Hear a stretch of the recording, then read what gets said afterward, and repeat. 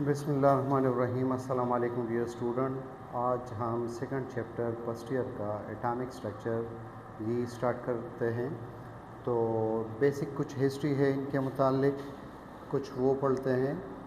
Number 1, सबसे पहले billiard ball model की जो है जॉन डाल्टन ने पेश किया था कि स्मॉल पार्टिकल जिस तरह बिलियर्ड के बॉल होते हैं कि इस तरह से एटम किसी भी सब्सटेंस के छोटे छोटे गोल पार्टिकल जो है इस पर मुश्तमिल होते हैं। इनके बाद एक और प्लम पडिंग मॉडल।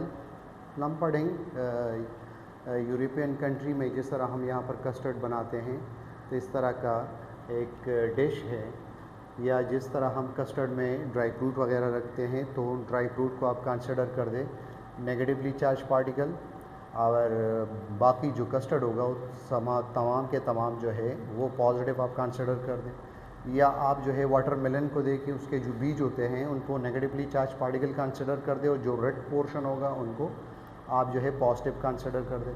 फिर ये मॉडल जो है ये भी फेल हुआ क्योंकि ये पॉसिबल नहीं है कि नेगेटिव पॉजिटिव जो है इस तरह एक साथ पाए जाते हों, क्योंकि वो एक दूसरे को अट्रैक्ट करके एनर्जी रिलीज़ करेंगे, यानी एटम डिस्ट्रॉय हो जाएगा।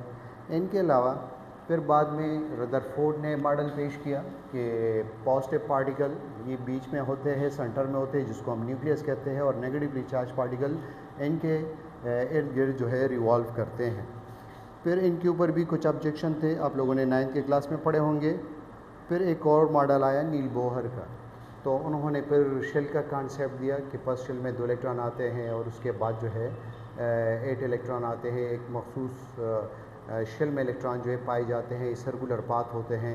तो फिर इस तरह का मॉडल आया। इनके बाद श्रोडिंगर वेव इक्वेशन से के मुताबिक कि हमारे पास जो इलेक्ट्रॉनिक क्लाउड होते हैं ये X axis, Y axis, Z axis पर जो है रिवॉल्व करते हैं।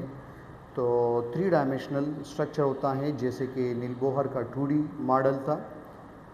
तो अब हम इस तरह से 3 डायमेंशनल स्ट्रक्चर जो है ये बनाते हैं। यानी इलेक्ट्रॉन साइकिल व्हील की तरह नहीं होता कि बीच में जो है न्यूक्लियस मौजूद है और इलेक्ट्रॉन 2D जो है वहाँ पर रिवॉल्व करते हैं, बल्कि ये X axis, Y axis, Z axis तीनों अतराफ में जो है इलेक्ट्रॉन रिवॉल्व करते हैं। तो नंबर 1 हमारे पास इसमें टॉपिक है cathode rays experiment. Number 1 cathode rays experiment जो है इनका जब हम स्टेटमेंट पढ़ते हैं तो ये डायरेक्ट इलेक्ट्रॉन के डिस्कवरी के लिए ये एक्सपेरिमेंट नहीं किया गया था, बल्कि 1879 में विलियम क्रोक्स ने ये एक्सपेरिमेंट किया था कि हमारे पास गैसेस या एयर जो है गुड कंडक्टर हैं लो प्रेशर पर। जिस तरह थंडरस्टॉर्म होती हैं हाइट पर, तो वहाँ पर एटमॉस्फेरिक प्रेशर जो है कम होती है, इसलिए तो क्या हम इस तरह लैब में कर सकते हैं? अगर हम जो है प्रेशर कम कर दे तो वो गुड कंडक्टर हो सकता है। जिस तरह हम डेली लैब में देखते हैं तो जो मेन लाइन होती है इलेक्ट्रिसिटी की, जो खंभों में लगे होते हैं, उनके ऊपर कोई इंसुलेटिंग लेयर नहीं होती, लेकिन उससे कोई कंडक्शन भी नहीं होती, हमें कोई करंट वगैरह महसूस नहीं होता, क्योंकि यहाँ पर 1 atm प्रेशर नॉर्मली जो है मौजूद होता है। और 1 atm प्रेशर जो है ये इक्वल है 760 मिलीमीटर ऑफ मरकरी। लेकिन विलियम क्रोक्स ने जो एक्सपेरिमेंट किया वहाँ पर जब कंडक्शन एयर या गैसेस ने शो की तो वहाँ पर 0.01 मिलीमीटर ऑफ मरकरी ये प्रेशर जो है वहाँ पर मौजूद थी। तो इसका मतलब कि अगर प्रेशर कम हो तो फिर जो है ये पॉसिबल है कि गैस से जो है कंडक्शन हो जाए। तो नंबर 1 स्टेटमेंट के बारे में हमने जिक्र किया कि गैसेस जो है इससे कि इलेक्ट्रिसिटी पास होगी, लेकिन लो प्रेशर पर और हाई वोल्टेज पर। इन्होंने जो एक्सपेरिमेंट किया है, इनके लिए जो ट्यूब यूज़ किया है उनके लिए ये मुख्तलिफ नाम इस्तेमाल होते हैं। क्रोक्स ट्यूब विलियम क्रोक्स की वजह से जो है ये नाम रखा गया है। इनके अलावा इलेक्ट्रिक डिस्चार्ज ट्यूब, यानी इसमें इलेक्ट्रिसिटी की फ्लो होती है, तो ये नाम से भी पहचाना जाता है। ये MCQs के लिए याद रखें, इलेक्ट्रिक डिस्चार्ज ट्यूब। तीसरा है वैक्यूम ट्यूब। इसमें वैक्यूम जो है, वैक्यूम पम्प एक इम्पॉर्टेंट पार्ट है। अगर ये डिस्चार्ज ट्यूब में नहीं होता तो फिर हमारे पास जो इसका कोई रिज़ल्ट नहीं आता था इस एक्सपेरिमेंट का, क्योंकि इसके थ्रू हम डिस्चार्ज ट्यूब में जो रिक्वायर प्रेशर जो हमें होती है हम वो गेन कर लेते हैं और प्रेशर जो है रिड्यूस कर लेते हैं। तो ये एक अहम पार्ट है, तो इसलिए इनको वैक्यूम ट्यूब भी कहा जाता है। अब जो है इनके कौन से मेन पार्ट हैं, तो मेन पार्ट जो है इनके ग्लास ट्यूब, मेटल इलेक्ट्रोड जिसमें एनोड और कैथोड दोनों शामिल होंगे, हाई वोल्टेज सोर्स और 4th नंबर वैक्यूम पंप। ये डिस्चार्ज ट्यूब के जो है 4 मेन पार्ट्स हैं। अब जो है इनका ये हमारे पास ग्लास ट्यूब, ये वैक्यूम पंप और ये हाई वोल्टेज सोर्स और ये जो है दोनों ये इलेक्ट्रोड्स हैं। तो जो इलेक्ट्रोड नेगेटिव टर्मिनल के साथ कनेक्ट है हाई वोल्टेज का सोर्स के साथ, तो ये कैथोड, और जो पॉजिटिव के साथ कनेक्ट है तो वो एनोड कहलाता है। अब जो है इसमें क्या प्रोसेस होता है कि जब उन्होंने क्या ऑब्जर्वेशन की कि जब प्रेशर इस वक्त 0.1 मिलीमीटर ऑफ मरकरी, जब ये प्रेशर था और वोल्टेज जो है 5000 वोल्ट से लेकर 10,000 वोल्ट ये वोल्टेज थी, तो यहाँ पर यूनिफॉर्म ग्लो मौजूद थी। इस कंडीशन पर आपके टेक्स्ट बुक में लिखा है कि यूनिफॉर्म ग्लो ये जो है मौजूद है ट्यूब में। क्यों? इसलिए कि इस वक्त यहाँ से जो इलेक्ट्रॉन एमिट होते हैं कैथोड से, तो उसकी जो है इतनी वेलोसिटी नहीं होती, इतनी एक्सेलरेशन उसकी बड़ी नहीं होती कि यहाँ पर कुछ एटम्स जो है यहाँ पर या मॉलिक्यूल्स वो मौजूद होते हैं और ये उनके इलेक्ट्रॉनों से कोलाइड कर जाते हैं, तो वो इलेक्ट्रॉन जो है लोअर शेल से हायर एनर्जी लेवल में आते हैं और जब ये वापस ग्राउंड स्टेट में जाते हैं तो कुछ एनर्जी रिलीज़ करते हैं। तो इसलिए यूनिफॉर्म ग्लो हमें नज़र आती है। नंबर 1, अगर ये ट्यूब मुकम्मल खाली हो या एयर जो है कम हो, कम मकदार हो, प्रेशर कम हो, तो उसमें क्या होगा कि ये इलेक्ट्रॉनों के लिए जितना भी एम्प्टी स्पेस अवेलेबल होगा इनकी एक्सेलरेशन बढ़ती चली जाएगी। तो ये अगर एक एटम के साथ यहाँ पर टकराएगा तो ये उनके इलेक्ट्रॉनों को कम्प्लीटली एजेक्ट कर देगा, यानी ये इलेक्ट्रॉन ख़ुद भी निकल जाएगा और इनका जो इलेक्ट्रॉन होगा इनको भी जो है बाहर निकाल देगा। लेकिन अगर ट्यूब का प्रेशर ज़्यादा हो, यानी इसमें number of atoms, number of molecule gas के जो है यहाँ पर ज़्यादा हो, तो यहाँ पर सिर्फ इतना ही हो सकता है कि उनके जो इलेक्ट्रॉन है वो लोअर शेल से हायर शेल में आ जाए। तो जब वो come back to the ground state they release energy, therefore the whole tube become show uniform glow. हमें ग्लो इसलिए शो होता है यहाँ पर इस प्रेशर पर कि यहाँ पर इलेक्ट्रॉनिक एक्साइटेशन होती है। लेकिन जब प्रेशर को मज़ीद कम किया जाता है और 0.01 मिलीमीटर ऑफ मरकरी कर दिया जाता है और वोल्टेज जो है यही प्रोवाइड होता है 5000 से लेकर 10,000 वोल्ट, तो इस वक्त यूनिफॉर्म ग्लो जो है वो डिसअपियर हो जाती है, गायब हो जाती है। क्योंकि अब इलेक्ट्रॉनिक एक्साइटेशन नहीं होती, अब इलेक्ट्रॉन जो है मुकम्मल तौर पर एटम से जो है बाहर निकल जाता है। तो इलेक्ट्रॉन यहाँ पर तो हम इलेक्ट्रॉन का टर्म तो हम अब यूज़ कर रहे हैं, लेकिन उस वक्त ये कैथोड रेज के नाम से जो है पहचानते थे। तो ये इस साइड पर आते थे एनोड की तरफ, क्योंकि एनोड पॉजिटिवली है और कैथोड रेज जो है हमारे पास ये नेगेटिवली चार्ज है। तो और बाकी जो न्यूक्लियस बचता था, सपोज़ आपके पास नाइट्रोजन है तो नाइट्रोजन में 7 प्रोटॉन 7 न्यूट्रॉन, इसी तरह उनके जो बाकी अगर एक इलेक्ट्रॉन एजेक्ट हो चुका हो तो बाकी जो है इसमें 6 इलेक्ट्रॉन तब भी बचते हैं। तो इनके ऊपर जो है +1 चार्ज होगा, ये जो है 4 इलेक्ट्रॉन बैलेंस शेल में 1 इलेक्ट्रॉन जो है एजेक्ट हुआ, तो ये केटाइन जो है इस तरफ आएगा। अगर ये हाइड्रोजन हो तो एक प्रोटॉन ये न्यूक्लियाई जो है इस तरफ आएगी। लेकिन इस एक्सपेरिमेंट में हमें एनोड रेस का कोई रिज़ल्ट नहीं मिल रहा था, जिसको हम canal rays, positive rays, proton कहते हैं। इस एक्सपेरिमेंट में वो रिज़ल्ट हमें नहीं मिल रहा था। क्यों?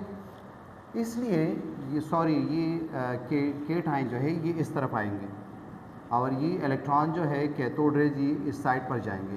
ये प्रोटॉन मैंने गलत बनाया, ये प्रोटॉन जो है यानी अगर हाइड्रोजन गैस हो तो ये इस साइड पर आएगा और ये नेगेटिवली चार्ज पार्टिकल उस साइड पर। इनका हमें रिज़ल्ट नहीं मिल रहा था और इनका रिज़ल्ट मिल रहा था क्योंकि इलेक्ट्रॉन का साइज़ छोटा है, इनका मास कम है, ये इससे पेनिट्रेट कर जाते और यहाँ पर हमें जो है ग्लो नज़र आती। यानी अगर यहाँ पर हम जिंक सल्फाइड की कोटिंग करें, फ्लोरेसेंट मटेरियल है, तो और जो है नुमाया फ्लोरेसेंस प्रोसेस होगा और आसानी के साथ नज़र आएगा। लेकिन अगर फ्लोरेसेंट मटेरियल हम यहाँ पर ना लगाएं तो ग्लास जो है ख़ुद भी ग्रीनिश कलर प्रोड्यूस करता है, उसमें भी फ्लोरेसेंस प्रोसेस होता है। किस चीज़ में फ्लोरेसेंस होगा, किस में नहीं होगा? यहाँ से जो इलेक्ट्रॉन आते हैं वो जो इनको हिट कर जाते हैं, अगर उसमें इतनी एनर्जी हो कि वो इलेक्ट्रॉनों को लोअर स्टेट से हायर एनर्जी स्टेट पर लेकर जाए, तो जैसे वो वापस आएंगे वो एक्स्ट्रा एनर्जी रिलीज़ करेंगे, तो इस प्रोसेस को फिर हम फ्लोरेसेंस का नाम देते हैं। तो यहाँ पर सिर्फ आप यही याद रखें कि कैथोड रेज एक्सपेरिमेंट में हमें यहाँ पर ग्लो तो नज़र आ रही थी ग्लास पर जो एनोड के पीछे मौजूद है, लेकिन इस साइड पर न्यूक्लियाई जो है यहाँ से पास नहीं हो सकते थे क्योंकि इनका मास बड़ा है। तो इस एक्सपेरिमेंट में हमें जो है एनोड रेज इसलिए ऑब्ज़र्व नहीं हुए। तो कैथोड रेज का अंदर का जो प्रोसेस था ट्यूब में, वो हमने एक्सप्लेन किया कि जब प्रेशर हाई था तो इस वक्त सिर्फ यूनिफॉर्म ग्लो मौजूद थी। क्यों? इसलिए कि इलेक्ट्रॉनिक एक्साइटेशन हो रही थी। लेकिन जब प्रेशर को कम किया तो एटमों के बीच में फासला बढ़ा, यानी जो इलेक्ट्रॉन हैं उनको एक्सेलरेट होने के लिए टाइम मिला, उनकी वेलोसिटी बढ़ गई, तो वो अब इलेक्ट्रॉनों से कोलाइड होकर हायर स्टेट में नहीं लेकर जाते बल्कि मुकम्मल उसे निकाल देते हैं।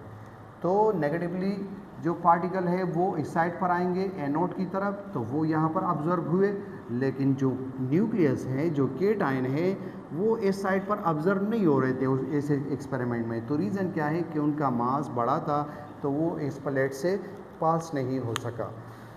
तो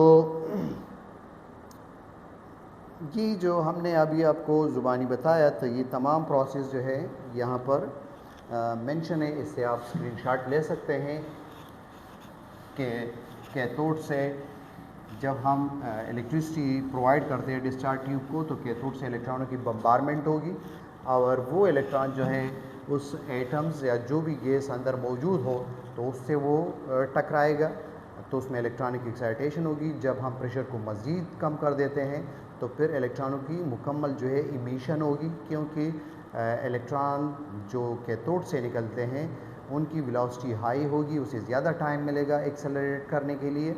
लेकिन जब प्रेशर ज़्यादा था तो उसमें नंबर ऑफ एटम ज़्यादा थे ट्यूब में, तो वो इतनी वेलोसिटी के साथ नहीं टकराते थे, तो सिर्फ उस वक्त इलेक्ट्रॉनिक एक्साइटेशन होती थी। जो जिंक सल्फाइड है ये एक फ्लोरेसेंट मटेरियल है, ये हम मज़ीद कन्फर्मेशन के लिए एनोड के बिहाइंड ग्लास पर लगा देते हैं, तो इसके ग्लो से हमें पता चलता है कि कुछ रेज़ जो है यहाँ पर टकराते हैं। और इनके अलावा जो मज़ीद कन्फर्मेशन के लिए विलियम क्रोक्स ने मुख्तलिफ जो है इलेक्ट्रोड्स ले लिए, यानी कापर, सिल्वर, इस तरह मुख्तलिफ मेटल के, कि इसमें कोई चेंजेस तो एक्सपेरिमेंट में नहीं आ रहा है। तो सबसे ये प्रूफ हो रहा था कि कैथोड रेज जो है ये तमाम जितने भी मेटल्स हैं अगर उनको हम चेंज करें या ट्यूब के अंदर गैस को हम चेंज करें तो इस सब में ऑब्ज़र्व हो रहा था। इनके अलावा गोल्डस्टीन कैथोड जो है, कैथोड रेज, ये नाम गोल्डस्टीन ने दिया था, ये एमसीक्यूज़ के लिए याद रखें। और बाद में जी.जे. स्टोनी ने 1891 में उन्होंने इलेक्ट्रॉन का नाम दिया था। 1891 ये याद रखें, ये नाम जो है 1891 में जी.जे. स्टोनी ने दिया था। इनके अलावा इनके जो करैक्टरिस्टिक है नेचर ऑफ ट्रेवल, ये बिल्कुल स्ट्रेट ट्रेवल करते हैं। तो इससे क्या मतलब ले सकते हैं? मतलब ये ले सकते हैं, एक तो हमें पता है कि travel in straight line perpendicular to the cathode, यानी अगर ये कैथोड है तो ये इनके परपेंडिकुलर, यानी ये वर्टिकल इस तरह मौजूद है और ये हॉरिजॉन्टल जो है कैथोड रेज जो है इस डायरेक्शन में जा रहे हैं, तो एक दूसरे के परपेंडिकुलर है और स्ट्रेट जा रहे हैं। तो एक मीनिंग ये ले सकते हैं कि ये हमारे पास मटेरियल नेचर है, मटेरियल नेचर। पूरा कंफर्म नहीं बता सकते, लेकिन जो वेव, जो लाइट है और जो मटेरियल नेचर के, वो दोनों जो है स्ट्रेट जा सकते हैं। लेकिन यहाँ पर अगर हम ज़रा सा डिफ्रेंशिएट करें तो जो वेव नेचर के जो सब्सटेंस होते हैं या जो लाइट होती है उसमें बेंड होने की सलाहियत मौजूद होगी। यानी अगर नैरो ऑब्स्टिकल के ऊपर लाइट पड़ेगी और उस लाइट की वेवलेंथ जो है इस ऑब्स्टिकल के बराबर हो, या ये ऑब्स्टिकल उसके वेवलेंथ से शार्प हो, कम हो, छोटा हो, तो ये लाइट जो है इनके ऊपर बेंड करेगी। इस प्रोसेस को हम डिफ्रैक्शन कहते हैं। लेकिन कैथोड रेज में जो है बिल्कुल स्ट्रेट जा रही है, तो हम एक मतलब ये ले सकते हैं बेंड होने की अगर इसमें सलाहियत नहीं है तो फिर मटेरियल नेचर जो है ये शो करेगी, ये मतलब इससे ले सकते हैं। बाकी वेव, लाइट और जो मटेरियल नेचर की जो पार्टिकल है दोनों स्ट्रेट जो है जा सकते हैं। इससे जो है फ़िलहाल यानी इतनी ज़्यादा जो है इंफॉर्मेशन नहीं मिलती, लेकिन फ़िलहाल ये याद रखें कि स्ट्रेट जा रही है और परपेंडिकुलर टू कैथोड, कैथोड के परपेंडिकुलर। सेकंड जो हमारे पास है डिफ्लेक्शन, तो ये इलेक्ट्रिक फील्ड और मैग्नेटिक फील्ड दोनों में डिफ्लेक्शन शो करती है। तो मैग्नेटिक फील्ड में हम सिर्फ ये बताएंगे कि ये चार्ज पार्टिकल है इसलिए, लेकिन इलेक्ट्रिक फील्ड में हम फिर ये बताएंगे कि ये जो कैथोड रेज हैं ये पॉजिटिव प्लेट की तरफ जो है डिफ्लेक्ट होती है, यानी ये कैथोड रेज खुद जो है नेगेटिव चार्ज रखते हैं, इसलिए इलेक्ट्रिक फील्ड में पॉजिटिव प्लेट की तरफ जो है मुड़ जाते हैं। हीट जनरेशन, जब ये ग्लास से जो है टकराते हैं तो ये उसे जो है ग्लो कर देते हैं, हीट प्रोड्यूस करते हैं। तो हम ये कह सकते हैं कि इसमें काइनेटिक एनर्जी मौजूद है, यानी इनका मास एक वेलोसिटी के साथ जा रहा है। फ्लोरेसेंस का प्रोसेस जो है ये शो करता है, यानी इसमें काइनेटिक एनर्जी है कि जब ये ग्लास के इलेक्ट्रॉन्स को हिट कर देता है तो वो हायर लेवल में चले जाते हैं और जब वापस ग्राउंड स्टेट में आते हैं तो एनर्जी रिलीज़ करते हैं। इनको फ्लोरेसेंस कहते हैं। फ्लोरेसेंस और फास्फोरेसेंस में सिर्फ ये डिफरेंस है कि fluorescence with in fraction of second ये प्रोसेस होगा और जब आप वो सोर्स हटा देते हैं तो फ्लोरेसेंस का प्रोसेस जो है रुक जाएगा। लेकिन जो फास्फोरेसेंस होगा, अगर आप वो सोर्स हटा दें तो तब भी घंटों तक, दिनों तक जो है फास्फोरेसेंस का प्रोसेस होगा। जिस तरह आप घड़ी में जो है नीडल के ऊपर जो मटेरियल लगे होते हैं रात को जो है चमकते हैं, या इलेक्ट्रिसिटी के जो प्लग बटन होते हैं तो वो जो है चमकते हैं, तो इसी या तस्बीह जो होते हैं वो रात को जो है चमकते हैं, तो ये फास्फोरेसेंट मटेरियल हैं। इसमें ये आयनाइजेशन की एक करेक्टरिस्टिक हैं, यानी अगर कैथोड रेज किसी चीज़ के ऊपर पड़ते हैं तो अगर वो खुद अंदर रह जाते हैं तो ये तो इलेक्ट्रॉन है तो नेगेटिव आयन बनेंगे, अगर वो इलेक्ट्रॉनों को एजिट कर दे हाई वेलोसिटी के साथ हो तो फिर केटाइन बनेंगे। तो इसमें आयनाइजेशन की सलाहियत जो है मौजूद है। जैसे कि आपके पास ये हाइड्रोजन एटम है, अगर कैथोड रेज इन यहाँ पर जो है स्लोली आ जाए और यहाँ पर इस शेल में रह जाए तो इससे तो हाइड्राइड आयन ही बनेगा। अगर ये इनको मुकम्मल तौर पर बाहर निकाल दे तो इससे जो है सिर्फ प्रोटॉन जो है बच जाएंगे, तो ये केटाइन भी बना सकते हैं और एनाइन भी है। आयनाइजेशन की प्रोसेस इसमें होगी।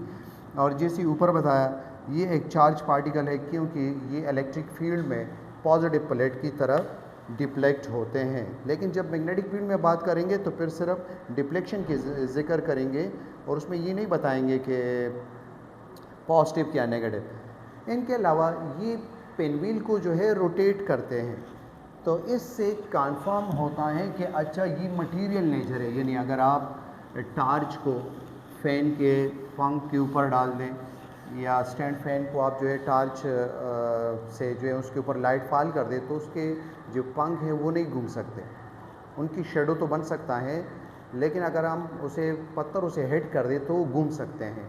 तो इसका मतलब कि जब ये पेन व्हील को रोटेट करते हैं, तो ये कैथोड रेज जो है ये मटेरियल इन नेचर है, यानी इसमें मोमेंटम मौजूद है। मोमेंटम का मतलब कि इनका मास भी है और ये एक वेलोसिटी के साथ जो है जा रहे हैं। तो यानी जो डिस्चार्ज ट्यूब एक्सपेरिमेंट था, इसमें ये जो है पेन व्हील इनके सामने रख देते थे, तो यहाँ से जो कैथोड रेज जो जा रहे हैं ये इनको घुमाते थे। तो इसका मतलब कि इनका मटेरियल नेचर है, इसका मोमेंटम मौजूद है। मोमेंटम का मतलब mv, जिस तरह हम फिज़िक्स में पढ़ते हैं, इनका मास भी है और वेलोसिटी, एक वेलोसिटी के साथ जो है जा रहे हैं। इनके अलावा ये एक्सरे प्रोडक्शन कर सकते हैं कैथोड रेज, यानी जब हैवी मेटल के इनर शेल के इलेक्ट्रॉनों को जब ये रिमूव करते हैं या एक्साइटेड करते हैं, तो इनर शेल के इलेक्ट्रॉन अगर निकल जाए और हायर लेवल से यहाँ पर इलेक्ट्रॉन आ जाए, तो इससे जो है एक्स रेज की प्रोडक्शन होगी।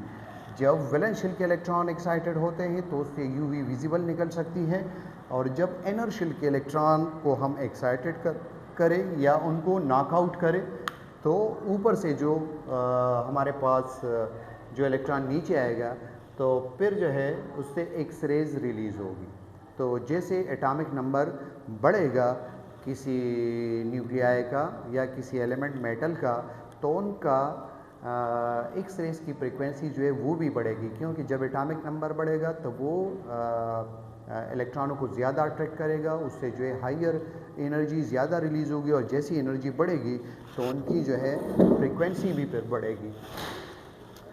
इनके अलावा हमारे पास जो है रिड्यूसिंग इफ़ेक्ट इसमें पाया जाता है। रिड्यूसिंग इफ़ेक्ट जिस तरह आप लोगों ने लोअर क्लासेस में पढ़ा है, यानी रिडक्शन। रिडक्शन क्या है? Gaining of electron. तो अगर कैथोड रेज यहाँ एंटर कर जाते हैं, एनायन जो बन जाते हैं, तो इसमें रिडक्शन की प्रोसेस होगी, तो रिड्यूसिंग इफ़ेक्ट इसमें पाया जाता है।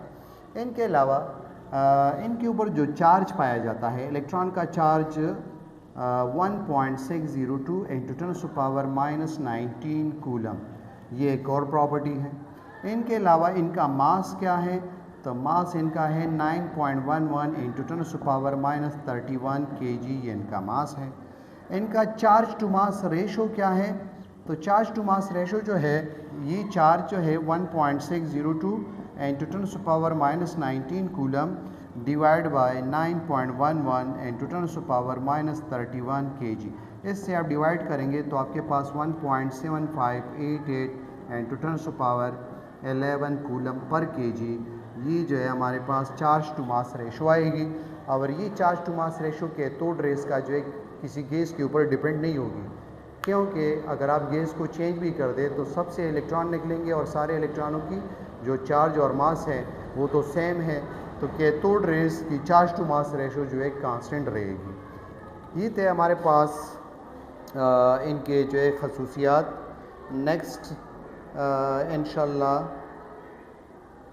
इनके जो है मास के बारे में फिर ज़िक्र करेंगे, और इनके अलावा एनोड रेज हमारा नेक्स्ट टॉपिक होगा। अब लाइट भी चली गई, तो इसलिए प्रोजेक्टर ने काम करना जो है छोड़ दिया। या मास के लिए भी आप इसी से जो है मालूम कर सकते हैं। हमारे पास चार्ज टू मास रेशो, या आप इस तरह लिख दें चार्ज टू मास रेशो। ये charge to mass ratio combinedly J Thomson ने मालूम किया था, जे थॉमसन। और ये जो है हमारे पास, इसमें सिर्फ इलेक्ट्रॉन के ऊपर जो चार्ज है इनको मेलिकन ने मालूम किया था। मेलिकन ने ऑयल ड्रॉप एक्सपेरिमेंट में मालूम किया था, ऑयल ड्रॉप एक्सपेरिमेंट। अब जो है आप इस वैल्यू को रखें, ये वैल्यू जो है जे थॉमसन ने कंबाइन जो है मालूम किया था, उनको अलग अलग ये वैल्यू मालूम नहीं थी, तो आप यहाँ पर रख दें 1.7588 × 10⁻11 कूलम पर kg।